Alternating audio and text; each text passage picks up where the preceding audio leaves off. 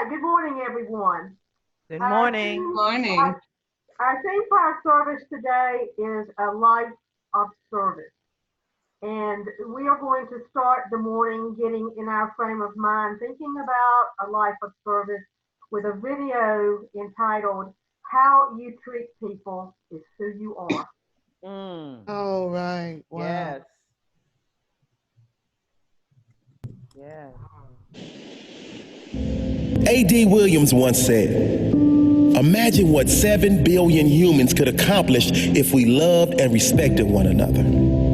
Just imagine. Imagine if there was no greed. Imagine if there was no comparison. If everyone was running their own race, but cheering for all others at the same time. Maybe we'll never see that in our lifetime. But what we all can do is start with ourselves.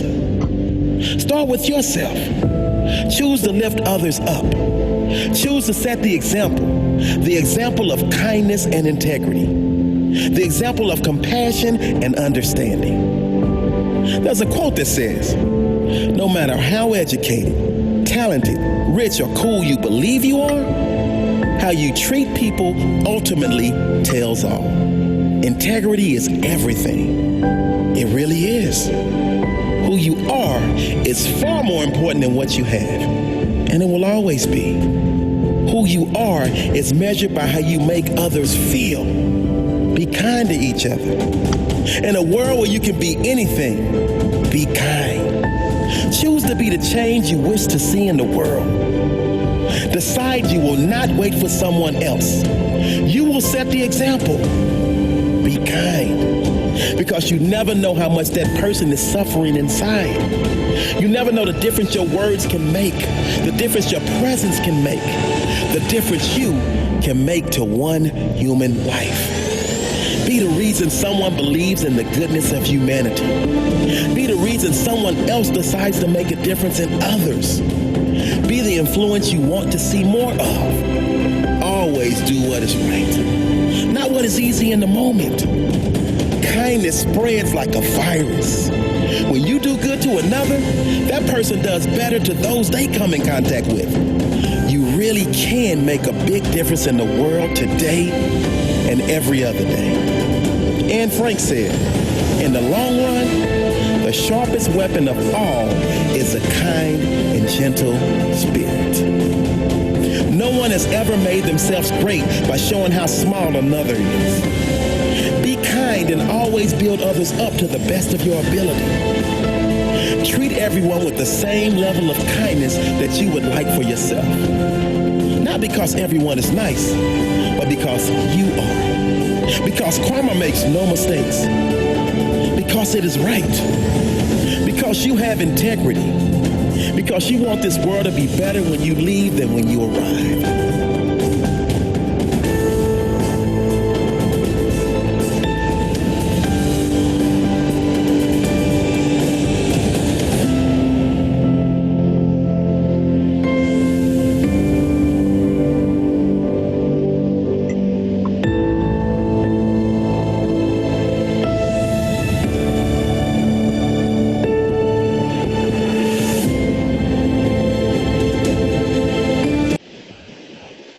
Love it. All right, thank you. And we know that we do try to be kind and we do love our neighbor and we put that into actions at Wedgwood. And one way we do that is every Sunday morning we remind ourselves of the extravagant welcome that we have at Wedgwood Church for all people. And Todd is going to lead us in our extravagant welcome. Good morning, everyone.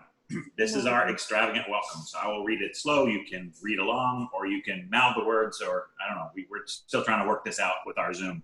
So I will read all the pieces. We are all welcome here. Welcome to a church that works for peace, justice, equality, and the care of Mother Earth. An extravagant welcome to you because of your gender identification, sexual orientation, ethnicity, economic situation, physical and mental challenges, doubting or believing, being depressed or full of joy. I think we're all full of joy today. We are a Our community community of of curious curious and creative spiritual seekers striving strive to to learn learn and and embody embody the way of Jesus and other spiritual leaders. leaders. Like Jesus, we focus on the plundered and the marginalized as we try to address the major issues of our day. One of the ways we seek to heal the world and ourselves is the very sharing of parts of our personal story. We are all welcome here. here. Welcome, everyone. Welcome. Welcome. Welcome. Welcome. Okay, Todd, that led us in that, is on our leadership council and is also the treasurer for the church. Few announcements as we get started. We have a humanity group, a spiritist group, a philosophy group that meet every week. They are continuing to meet, and that information is all posted for their Zoom meetings on our Facebook page. Bill's not here, but Mario, is there anything you'd like to say about the spiritist group? So we meet every Sunday, especially in English, like 9:30 in the morning. And then we talk about life, and we try to empower each other to help and to grow our self-esteem and our self-awareness. That's the main goal of the whole thing. And everybody's welcome to join any of these groups. Just log into Zoom. We also have a book club that is been going for a while. We have just finished reading and studying the book White Fragility, and this coming Thursday we are starting our second book. We call ourselves the Social Justice Book Club, and we are starting the book How to Be an Anti-Racist. And anyone and everyone is invited to participate in our book club, members, non-members. It doesn't matter. We have some absolutely amazing discussions. And the person that keeps us on track, Matt, he really keeps us on track, and we love that he calls us out on things. We asked in the beginning to call us out. We're trying to learn. We want to learn, and he does. And he's been a terrific leader for that club. So we hope that some of you will join that club this week as we start our second new book. What time is that, Melba? It's at 7 o'clock this coming Thursday. I will repost it on our Facebook page. Since we're starting a new book, we hope we're going to pick up some new members. Our food pantry is still going strong. Would someone like to report from our food pantry?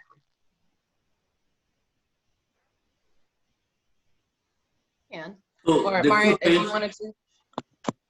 yeah, the food pantry is like we are working heavily one day, Wednesday, and then we organize, we pack the bags, and we serve. And we still like serving about like to 150 people every Wednesday. Oh. And we accept donations, any kind. So if you want to volunteer, help us, organize the bags and, control the traffic there, and so recently, pretty much we line up three lines of cars, like each line is 30, 10 to 15 cars, and then we start like moving them around just to avoid traffic and to do a better job. And so we're going strong, and then we keep going, and so until the COVID is over. It's honestly become such a joy. Wednesdays are probably my favorite days of the week because of the food pantry. It's just such an amazing group of people, and we always have new folks coming. And it's really beautiful to see what Wedgwood community has created and what the larger community has created, because it's just such a needed thing. And as a volunteer, I feel like I get a lot out of just volunteering there. So. And a lot of these are people that have never, ever in their lives had to ask for help or go to a food pantry, that never thought they would. And I know that you all have said that many of them come and offer to do chores. What can we do around the church to repay you for this food? So these are people that are really in need. And I feel like, that's our worship, because Wednesday is feeling, people see each other, they touch each other. And the amazing thing is young people. I think so that, that's how the new generation of the Wedgwoodians gonna come out. Because I hope, half dozen of these people, because we have maybe 25 to 30 volunteers every Wednesday. And pretty much they're young people, and we are trying to not convert them, but like invite them to become and to emerge in our culture. We try to wake them up on Sunday mornings, but that's kind of. Well, I think there's a really beautiful opportunity for us to really kind of rethink who we are and what we want to be as Wedgwood, and I'm really excited by it. I am too. What time Wednesday? Volunteers can come anytime between roughly like 4 and 6 p.m. or 7 p.m. Okay. Also, We wear masks and gloves. It's all good. Yeah, they're always masks and gloves are required. Also, Rex Marvel has got me kind of interested in what's going on at his church, and he could actually speak to that. The Vine, but they have a sandwich drive, and some of us at Wedgwood, I've had it in the newsletter every week and on our page, have been taking sandwiches over there. The next gathering for sandwiches for Urban Ministries is on August 27th. Rex, would you like to share anything about that? He and his son are making sandwiches every week, and that just inspired me. Oh, we can do this too. Thank you. Yeah, so our church is partnered with Urban Ministries, which is now a roof above, and we have been going, just to bring foods, to make sure their kitchen was stocked up, and then to make a meal for them every month. And obviously things changed with COVID. They didn't want volunteers going in. But obviously the other thing that changed around there is you could see that the tent city has just grown exponentially around Urban Ministries. And so what they're doing now is they have, like, they're building the packed lunches. And so what the Vine United Methodist in Plaza Midwood's been doing is we bring sandwiches that are put together, or other items. Sometimes we get together drinks and things that can go into those packed lunches, just to really help the tent community, because they've kind of had to reshift what Urban Ministries, or I'm sorry, Roof Above. I keep that in my mind if that's what they're called, but I know they just rebranded and renamed themselves. But essentially, we see that tent city is growing, and it's probably going to continue, regardless of what the property owners around there do. So it's a continued need, and thank you for helping. Thank you. We were doing PB&J after church every Sunday, and with COVID, of course, we're not meeting at church. So as soon as I saw this, I just jumped on it and thought we can work with the Vine and help get sandwiches there. So all you need to do is drop off sandwiches. There's instructions. I think it just says, is it meat and cheese or just meat and bread, white bread? Yeah, it kind of depends on what some folks have done other things, but yeah, it's just plain. Don't put like mustard or mayonnaise or anything on there, because they have packets that they put in there. But just white bread, wheat bread, and then a meat and cheese is the easiest thing. And then I would say though, if you can, because there are a lot of people that are in the tent city that come from different faith traditions, like we try to avoid ham. And when I've worked at Urban Ministries, that's the one thing that everyone always you kind of get that question from 1 out of every 4 or 5 people, like, is there ham in this? Yeah. So you just try not to buy anything with pork product. Yeah. So and we you make can the drop off sandwiches. this Thursday at 10 o'clock. This coming Thursday at 10 o'clock. It's 27th. 2101 at the church. Yeah, it's 2101 Belvedere Avenue in the middle of Plaza Midwood. And that's in our weekly newsletter. If you can go back and find our newsletter, the address and everything's there too. And if you need it, just message me. I'll get it to you in writing. The other thing we have is Change Choices. We have worked with and done things for before. It's an organization that works with women who are incarcerated while they are incarcerated. And when they are transitioning back into society, they continue that work. They're really an amazing group. They have 100% success rate. There hasn't been any woman gone through that program that has been a repeat offender. So they are doing some amazing work. But they have reached out. They need one of their clients who's attending college had her bicycle stolen, so they are in need of a bicycle. If you know anyone that has even a used bicycle, let me know. I'll get it to them. They also need household goods like cleaners and laundry detergent and those kinds of things. Just contact me. I live near where they are located, and I can easily get it from you and get it to them. But that was also in our newsletter this week, so that was another need that we had. Our community garden, we're hoping to start up again in the fall. COVID kind of pushed us back on getting that going in the spring, but we have some folks who are already working on it, but we need more volunteers. So If anybody is folks welcome. if folks want to volunteer with the garden now, let me know, because we have some of our Wednesday volunteers who are actual, like, they're professional horticulturists. And so they've kind of taken the lead. So if you want to volunteer, let me know, and we can connect you, because they have some really amazing plans, and they could use the help, but it needs to be organized. And it's a good chance to learn from these professional people who really know what they're doing if you're just a beginning gardener. So take that opportunity as well. The Wedgewood property sold. We've written that in the newsletter. We're all so happy. It's becoming Sharon Academy. We are remaining on the property in the smaller building. We just could not keep up that old building, that large old building we had. So we are have moved already into the enclave area, and we're thrilled that the sale has gone through. We feel like this was a match made in heaven, because they are very much in sync with our values and what we stand for. And they're there on weekends, or they're there during the week, we're there on weekends. And they want to work with us on some of our projects as well.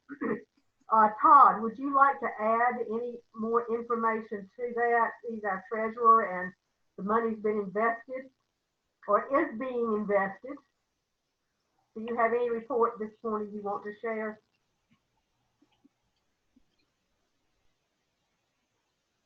Is Todd there? No.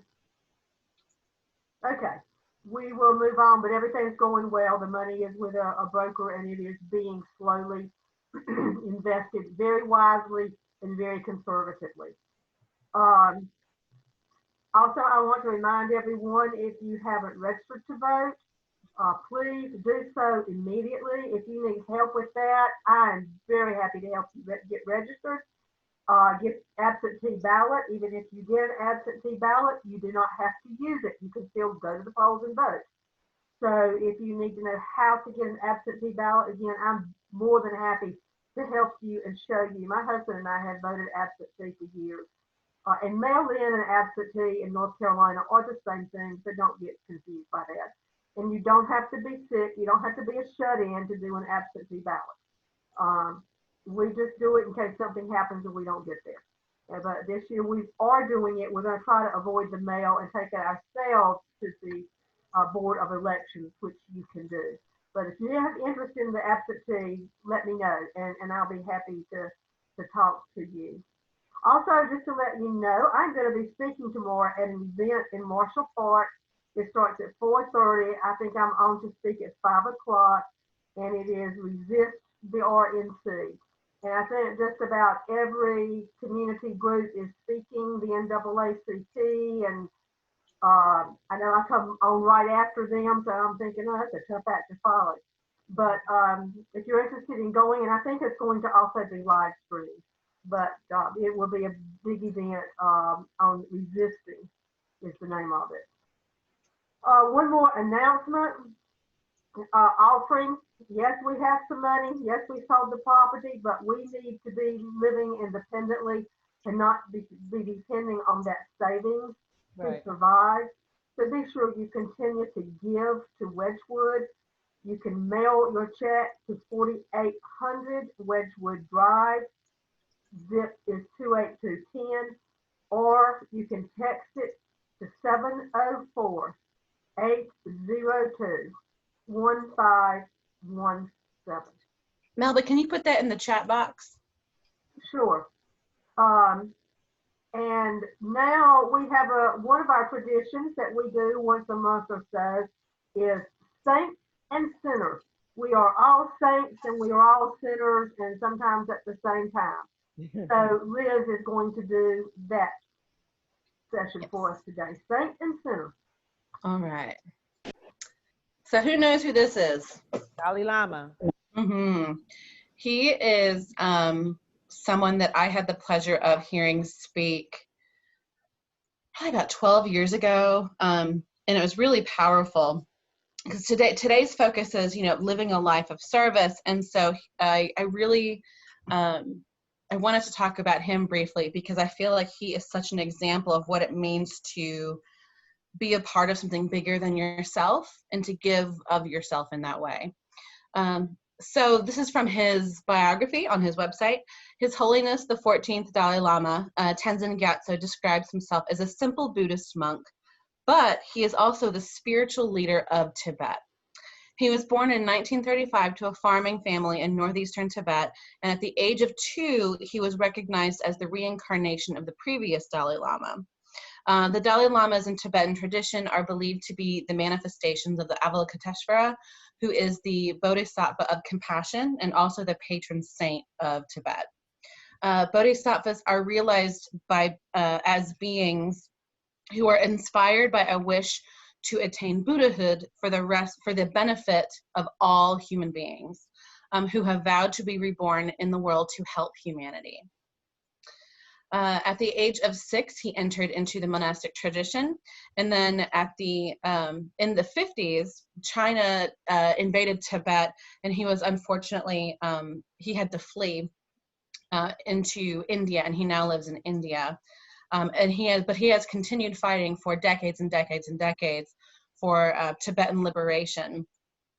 And on September 21st, 1987, in an address to the members of the United States Congress in DC, he proposed a plan towards a peaceful solution on the worsening situation of Tibet, because there were a lot of human rights violations that went on. He is universally recognized as a man of peace, and in 1989, he was awarded the Nobel Peace Prize for his nonviolent struggle for the liberation of Tibet. He has consistently advocated policies of nonviolence, even in the face of extreme aggression. He also became the first Nobel laureate to be recognized for his concern for global environmental problems. His Holiness has led discussions with heads of different religions and participated in many events promoting inter-religious harmony and understanding. And since the mid-1980s, His Holiness has engaged in a dialogue with modern scientists, mainly in the fields of psychology, neurobiology, quantum physics, and cosmology, which has led to historic collaborations between Buddhist monks and world-renowned scientists in trying to help individuals achieve peace of mind. Dalai Lama. All right. Thank you very much.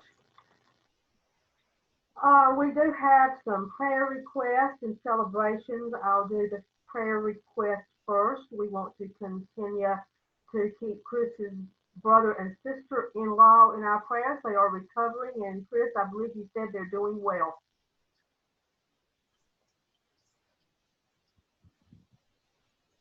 You're muted, y'all. Take off the. Yes, There you go. thank you so much. We muted. We didn't want you hearing our dogs barking. Okay. He's in the hospital and is recovered and didn't have to get on a vent. Was in ICU, but is feeling much better. And his wife's the same. His wife is the same. She was doing. She didn't have to be hospitalized. So, but it was a little scary to have him have to be placed in ICU like that with COVID. Yeah. But she did real well. I mean, she didn't have the same reactions. Thank you so much for your prayers. Ashanti's daughter, Naj, we have been remembering in prayer. She's having some health concerns. Do you want to say anything in regards to Naj this morning? Yeah, Naj is going home today. She was in rehab for about 10 days. Something happened with her legs where her legs wouldn't do what they were supposed to do, and they were swollen for some strange reason. You get all kinds of reactions when you have MS. But she's going home today. She should be home about now. And hopefully I'll be able to get a plane ticket to go visit her for about a week or so. I'm working on that. But thank you. She's doing much better. She's feeling better. The pain has subsided. Thank you. Good. Also, I guess a former member, I think he's still a member but doesn't attend anymore. Shanti and I had a little encounter with him last evening, John Slay, and you all are familiar with John. He has some real challenges, and evidently, based on our encounter with him, he is really having some real challenges right now. So we want to lift him up and remember him in our prayers. Are there any other prayer requests this morning? Heal the world. Yes. Any others? Mm.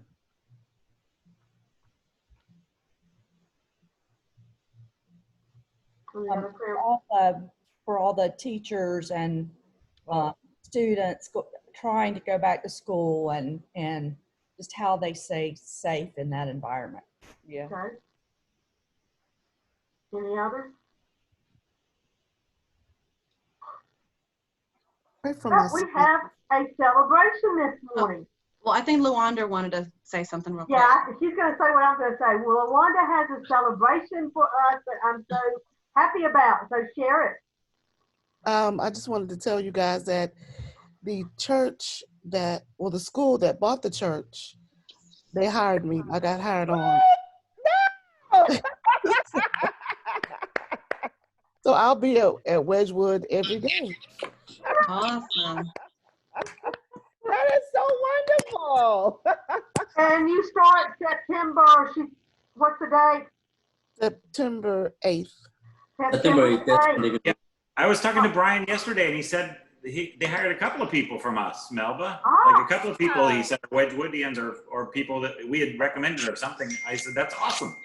Well, LaWanda has not been working at the hospital because of COVID. She's a chaplain.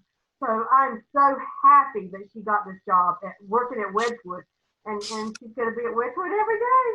How You'll be working, I assume you're working with the group of children that are coming to get help with Zoom, with online learning, correct? I am. I'm a lab teacher, and I'll be working with the students from CMS. I'll be doing 3rd, 4th, and 5th grade. And so I'll be working with those students every day. Yeah. And we probably need to pray for her too, working with 3rd, 4th, and 5th graders. I know it because I'm used to working with, I prefer high school. So that is going to be a challenge for me. But anybody that's raised 6 boys, you can do anything. That's what I'm saying. You got this. You have this. You got this, LaWanda. Ladies, thank you. They I better didn't watch get that out, without right? prayer. They better watch out who's coming. But congratulations. Any other celebrations or requests? I have a celebration. So I wasn't here last week because I was recovering from the week before because I had my teen summer camp, and I graduated 22 teens from that summer camp. And I was real tired, so I took that Sunday off. But that's the biggest group I've ever had, and we did it all on Zoom. So Wow, it was amazing. Liz, congratulations. And for people that don't know, Liz works with Planned Parenthood. And Yeah, I run the Teen Connections program. I work with teens, parents, and families, and it's just really fulfilling work. Okay, well, before we go to our message this morning, we will have our quiet time of meditation, reflection, just to kind of relax and ease our minds. And some of us haven't taken a breath all week, so this is the time to take some of those deep breaths. And Liz has a video that's called Morning by Edvard Grieg. Just relax your shoulders and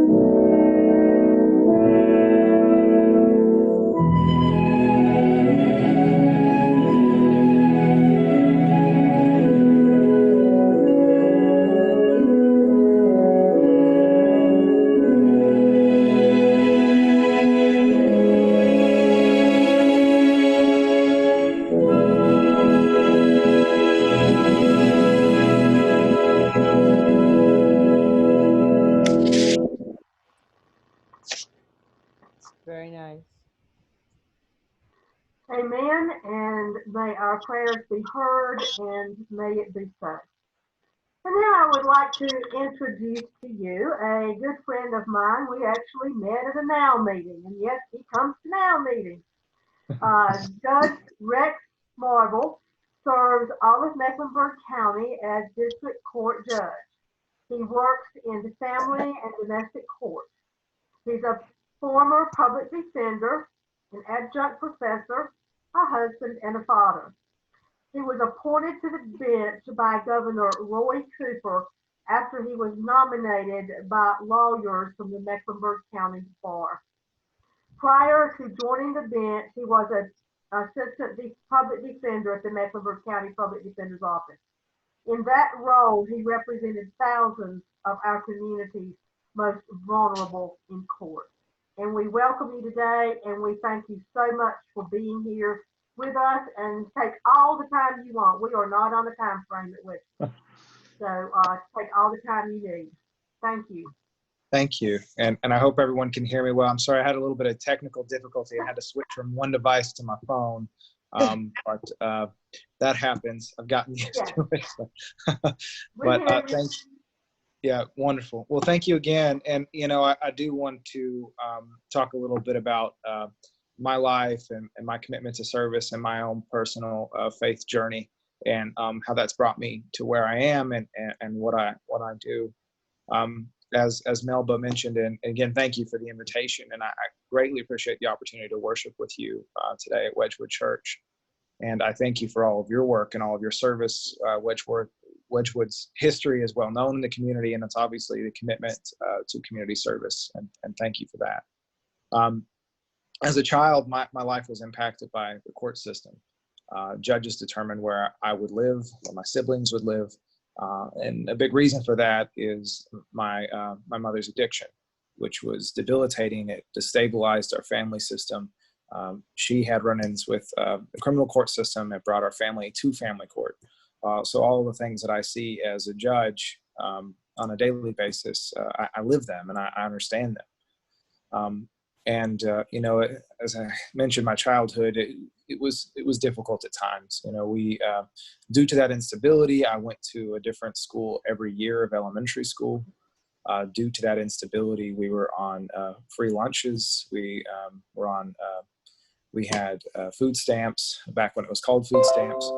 And but throughout those difficulties that my family went through, I always had a cornerstone or a bedrock, and I'm very privileged to have my grandmother in my life. And she actually moved with us and with our family to be in the same town as us when we were going through those difficulties. And at times we had to live with her because she was always there as that cornerstone. And part of her being that foundation to our family was ensuring that we went to church. And we went to church every Sunday. We went to Sunday school on Sunday. She made us go to the youth group on Wednesday, sing in the church choir, and most importantly was the mission trips. And so I was raised in a Methodist church tradition. And John Wesley is the individual who founded the Methodist Church. He's from England, born in the 1700s.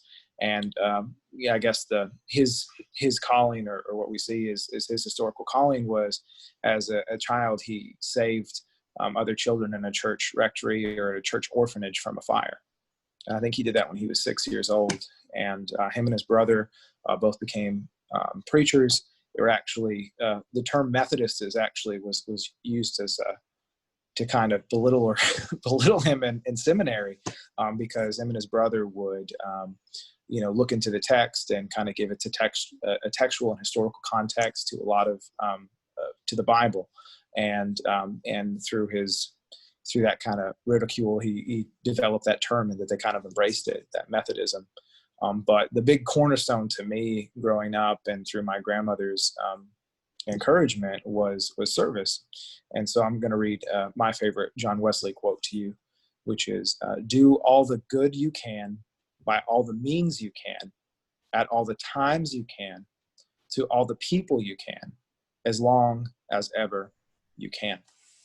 And so, when I was in high school, I lived in a mobile home, I essentially was sleeping in a hallway. I didn't have a bedroom for myself. There was no door in the front. There was no windows. And, it's not ideal for a high school student to live in that situation. But at the same time, we went on mission trips with our church. And, I'd seen, despite what limited things we had at the time, I'd seen people's homes that have been just gone, lifted up and away in a tornado or a storm, and they had no possessions whatsoever. Like everything that they owned on earth was gone. And it puts things in perspective. One of the mission trips that I went in that really kind of helped shape my worldview and my understanding of inequality was going to Juarez, Mexico. And, most people, you say Juarez, you think about immigration, you think about drugs, you think about gang violence and the murder rate in Juarez. And really all of that is a product of American foreign policy, all of it. And, if you looked at the individuals that are coming to the United States through Juarez, they're not from Mexico. They're actually considered illegal immigrants in Juarez. And so those are the people that we were serving.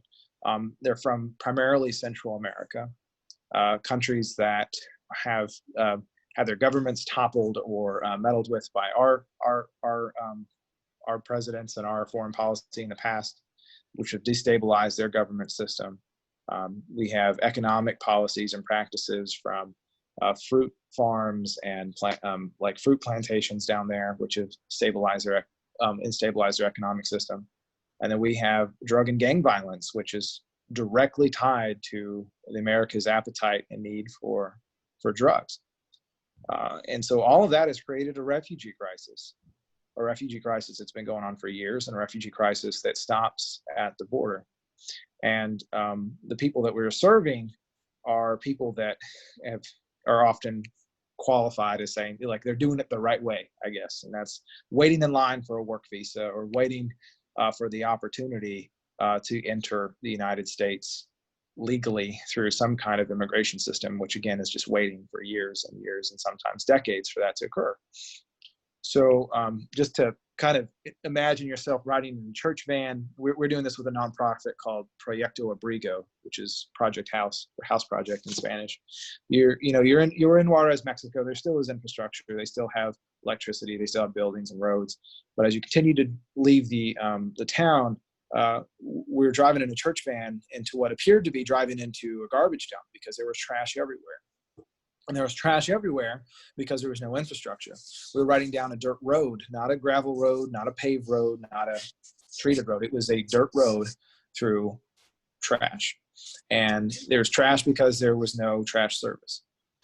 There was no electrical power grid because there's no electrical service. There were cables that were running through the streets, but they were not through, again, any government service.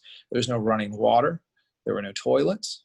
I mean, people were living in houses that were constructed from refuge. I mean, just tarps and boards and whatever they essentially could find. And these are families and children that are doing this.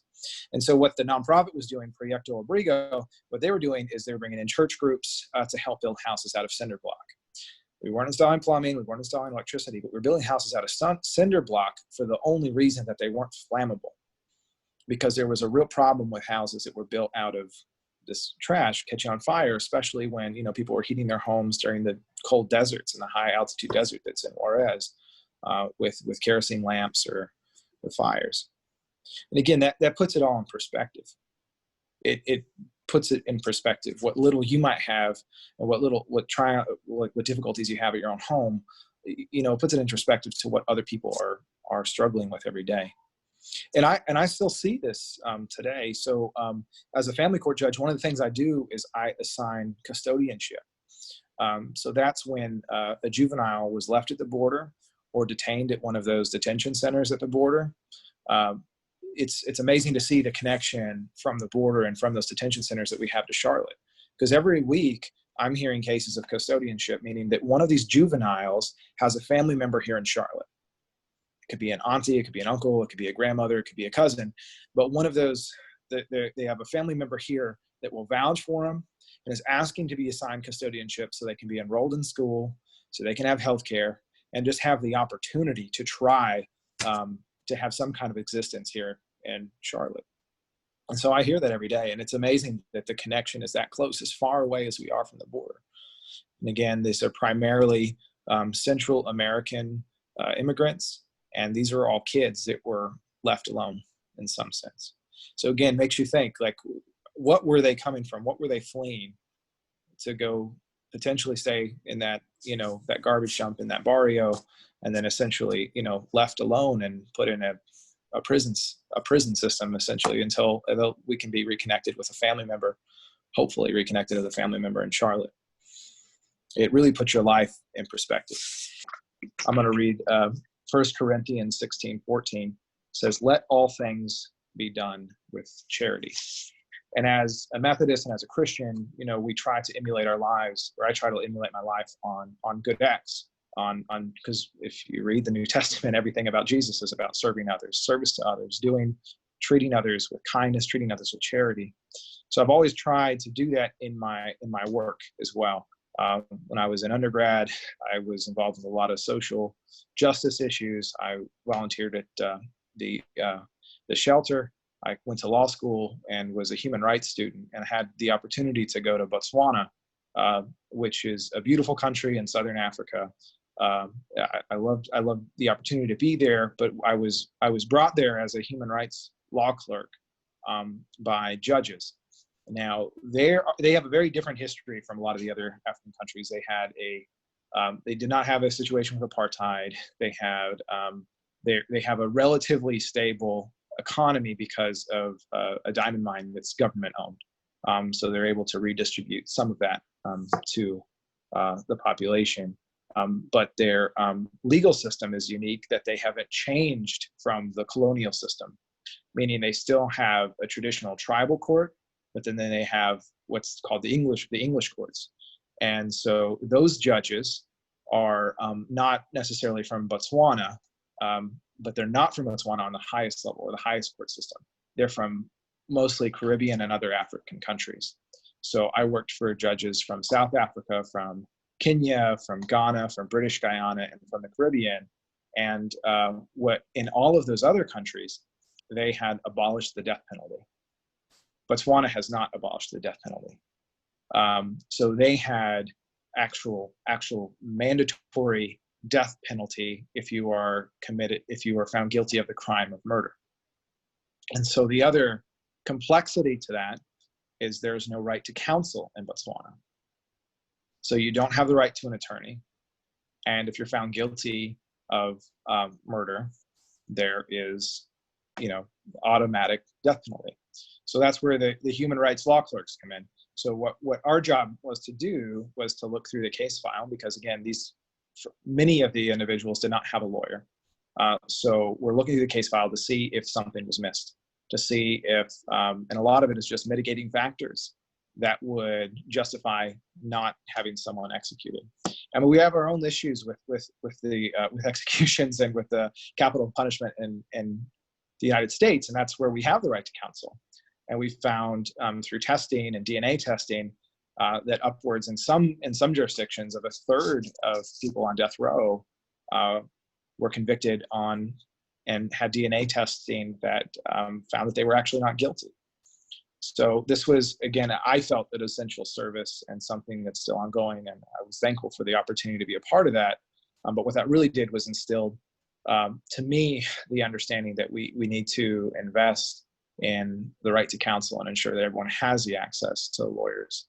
So I had the opportunity through another fellowship to come to Charlotte and work as a public defender. And I worked in our community's public defender's office for over 8 years. And, it's something to say at the courthouse. I know we're striving to be a fair and just and equitable system, and surely and truly, and our justice system is better than most. I'm not going to say that, but we still have a ways to go. A lot of the judges, myself included, have signed a pledge to do better and be better, to address the systemic racism in our system, to acknowledge it. It's there. I mean, it's something that's been built on after, generation after generation, and it's something that we have to try to rectify if we're going to be a fair and just society. So right now we're looking at numbers. Judges can't change the law, but we can change how things operate inside the courtroom. So we're looking at numbers.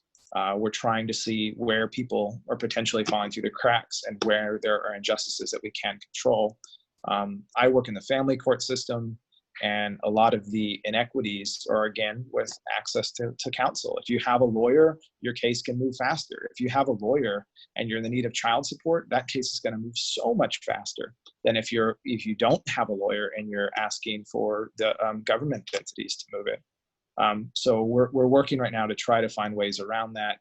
I'm able to prioritize certain cases, so I can prioritize families that don't have lawyers, and try to use technology for ways to bring court to people, so they don't have to come to the courthouse in all senses. But that's something that's what brought me here, and that's what brought me to the court system, is because I know how important judges are, and I know that they impact people's lives, and I know that we have to do much better as a community. But in my personal life, I am a father. I have children, and I know that service is essential for all of us. And I try to instill that on my children. I'm going to read one of my favorite quotes. It's by the late Shirley Chisholm, who was the first African-American female in Congress. She was the first African-American female to run for president as well. And she stated, and my favorite quote of hers is, "Service is the rent that you pay for your room on this earth." Service is the rent that you pay for your room on this earth, which really, I think, embodies this view. I mean, you're here, you need to serve others. But as a Christian personally, I believe in the afterlife. I believe in our requirement not only to serve here for our time here, but for our time after this. So I'm trying to do the same thing that my grandmother did with mission work, with dedication to the community, to my children. So as when we were having our coffee hour, I was talking to Melba, and we mentioned the sandwiches, and my 4-year-old is an awesome cook. And I mean, he's 4, but he can crack an egg, and I love it. And that's some of our favorite time together. We make pizza every Friday, and he's great. And so I really, truly believe that we all have skills, and we all have passions, and we all have something to give to the community. And so that's what we're doing. Like we love to cook together. And I want my son to know that not everyone has a kitchen like you do. Not everyone has the ability to make pizza on Fridays and have that ritual. So we're trying to take something that we love to do together to serve the community. And and that being said, I know, I talked about some of my struggles as a child in a family that struggled with addiction. We've all overcome something. Everyone's had, be it grief, be it personal addiction, be it a survivor of abuse. Everyone's overcome something. Everyone has a story to tell and something that they can do to inspire others, to contribute to others. And I truly believe it's my Christian duty to do that. It's my Christian duty to make sure my child does that, and my children do the same, and that we can serve our community and make it a better place for everyone. Matthew 5:16, another of my favorite verses. "Let your light shine before men, that they may see your good works." Let your light shine before men so they can see your good works. And I don't think that means to bolster, to say, look what I've done, look at these great deeds. What that means is you need to show that you are committed to service. You need to show that you are acting in a way that Jesus asked you to and told you to. I mean, we have to serve others. We have to show that in our acts, in our kindness to one another, and using what I believe our skills and our passions to serve and serve others. So I'll just end by reading my quote by John Wesley again. "Do all the good you can, by all the means you can, at all the times you can, to all the people you can, as long as ever you can." Service. Thank you all so much for letting me share, and thank you for this opportunity. Thank you for sharing. Thank you. Thank you, and amen. Everybody say amen this morning. Amen. Amen. That's a beautiful message, and it's perfect for Wedgwood church, you know, in our extravagant welcome, we state that we believe part of being at church is telling our personal story, because we all have a story that can inspire someone. Yeah. And so we do a lot of that at Wedgwood on Sunday mornings. We take the opportunity for someone to share their story. And I believe your wife has joined us. We're glad you Hi, came good morning. on. Well, thank you. Thank you both for all that you do for our community. Of course. Thanks for having us. Ashanti, you have Yeah. some music for us. I just wanted to say, Miss Bonnie, I was looking at when you came on, I was looking at your smile, and I like to smile because you're, I don't know, I assume that it's because you're in agreement with your husband and you're so proud of him. It looks like a proud smile. And I was just enjoying that, you know, just you smiling, so proud of him. Yes, very much, very much. Yeah. We've actually known each other since high school. Oh. So it's been a long journey together that we've been growing and participating in these types of things together. So And growing together too, and growing yes, together exactly. as a couple too. So it's beautiful. I just noticed that it's beautiful. Thank you. So anyway, so I think my song is perfect for the ending of this wonderful Zoom church. It's called "I Give Myself Away." It's perfect for you, Rex. I give myself away.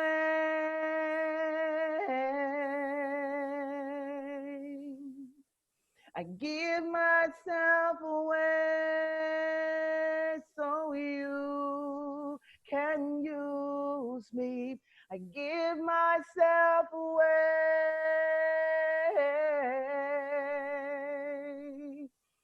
I give myself away so you can use me. Here I am. Here I stand. Lord, my life is in your hand. Lord, I'm longing to see your desires revealed in me. I give myself away.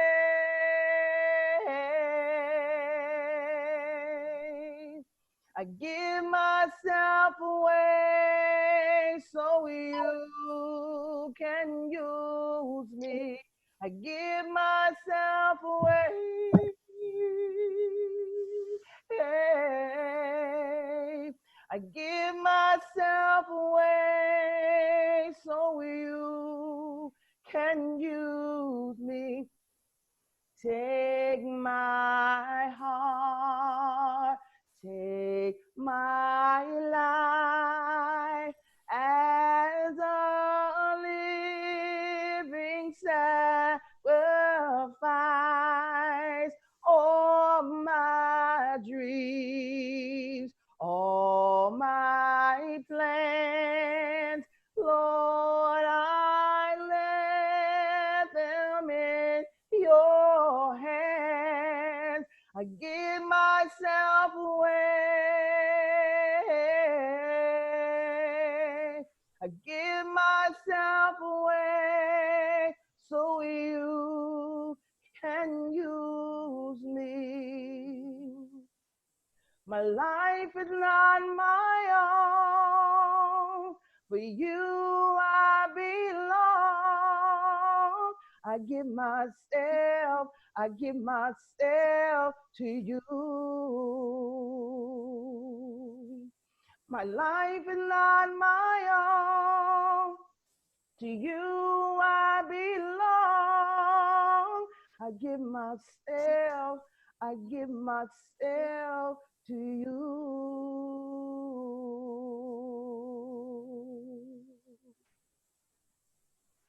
Amen. Amen. That was beautiful. That was beautiful. Beautiful. Thank And you, Donna will have our benediction.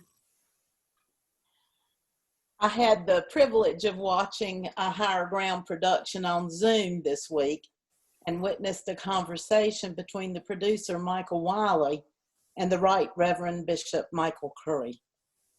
Curry talked about the America that was built on wrongs, conquest and genocide, slavery and injustice. Curry calls us to redemption by creating a new future. In doing this, we are called to a seemingly impossible life of service. We need help. Curry said, and I must agree, the Holy Spirit is the electricity of God. We are empowered. Perhaps we are not called to be instruments of peace. In this time and place, we are called to higher ground. We are called to be instruments of love. Martin Luther King Jr. reminds us that the arc of the world bends toward justice. Poet Howard Kraft takes that a bit further by saying, only if there's someone there to bend it. The benediction today is short. Lord, make us an instrument of your love. Bend the arc of the world. Amen. Amen. And I'm going to stop the recording now, and we can stay in chat, or if you have any questions you'd like to ask Rex. And there's his son. We were just talking about you. How you're doing so much to help those that are hungry. So cute. Thank you. I'm going to stop the recording.